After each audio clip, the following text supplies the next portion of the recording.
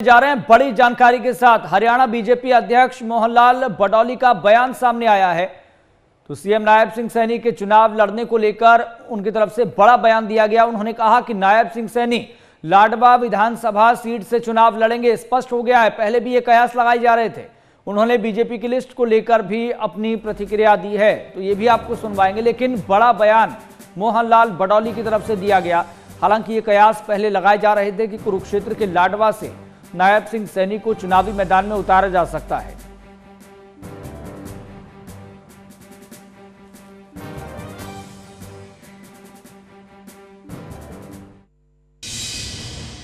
केंद्रीय चुनाव समिति की बैठक में सभी 90 की 90 विधानसभाओं पर चर्चा हुई है और कुछ को शॉर्ट लिस्ट कर लिया गया है। कुछ अभी 2 दिन का समय और लगेगा।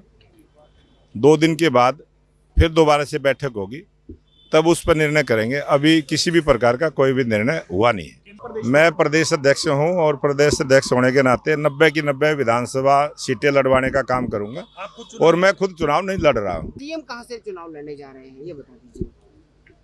सीएम साहब लाडवा से चुनाव लड़ेंगे।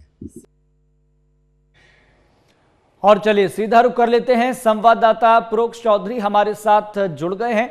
प्रोक्ष चौधरी, ये तो स्पष्ट हो गया है कि सीएम नायब सिंह सैनी कुरुक्षेत्र के लाडवा से चुनावी मैदान में होंगे। ये मोहनलाल बडौली की तरफ से जानकारी दी गई है।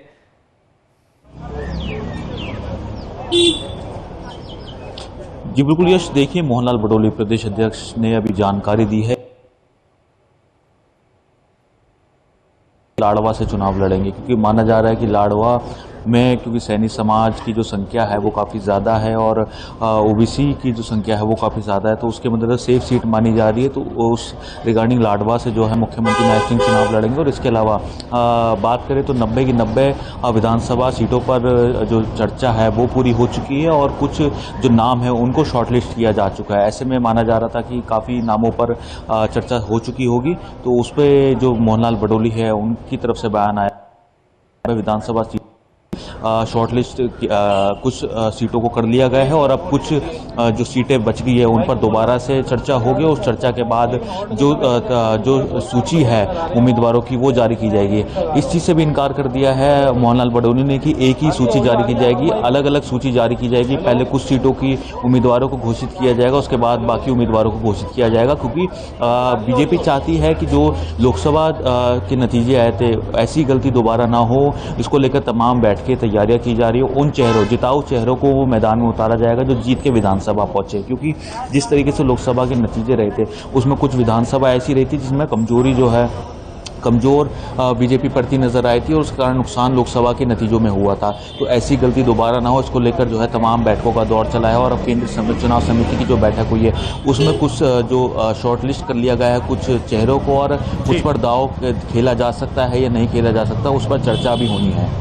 जी प्रोक्ष जानकारी ये भी मिल पा रही है सोर्सेज के हवाले से कि 4 मौजूदा मंत्रियों और 20 से ज्यादा विधायकों के टिकट कट सकते हैं।